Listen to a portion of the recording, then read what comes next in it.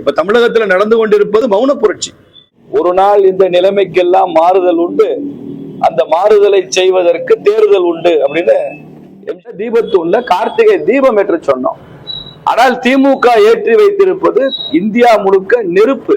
100 வருஷமா தீபம் ஏத்தல, இப்ப மட்டும் ஏன் ஏற்றணும்னு பிரச்சனை பண்றாங்க பிஜேபி காரங்கன்றது.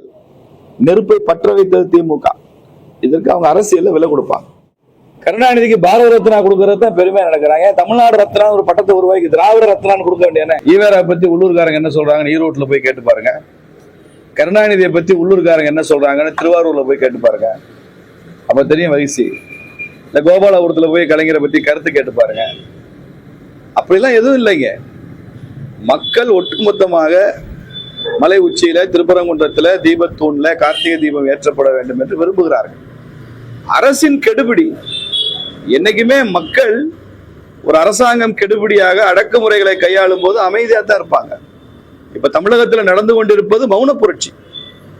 மக்கள் எந்த அளவு எங்களுக்கு ஆறுதலா இருக்காங்க, உதவியா இருக்காங்க எங்களுக்கு தெரியும். திருப்பரங்குன்றத்துல நாங்க 3 நாட்கள் போராடினோம். எங்கள் போராட்டத்தின் போது பல உணவகங்கள்ல, ஹோட்டல்கள்ல எங்களுக்கு தானாக முன் வந்து உணவளித்தாங்க. தேநீர் கடைகள்ல தேநீர் கொடுத்தாங்க.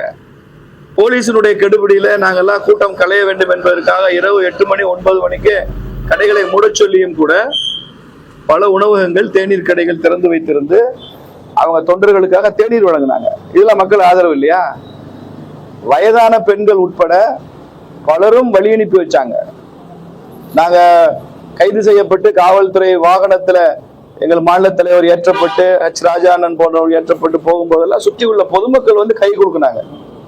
இதெல்லாம் ஆதரவு இல்லையா?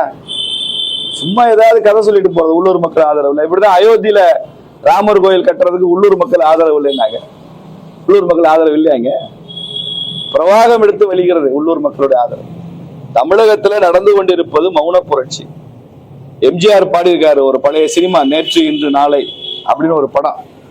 அதுல வந்து நான் படித்தேன் காஞ்சியிலே நேற்றுன்னு ஒரு பாட்டு. அந்த பாட்டுல கடைசி வரி இப்படிதான் முடியும்: ஒரு நாள் இந்த நிலைமைக்கெல்லாம் மாறுதல் உண்டு, அந்த மாறுதலை செய்வதற்கு தேர்தல் உண்டு அப்படின்னு எம்ஜிஆர் பாட்டு முடியும்.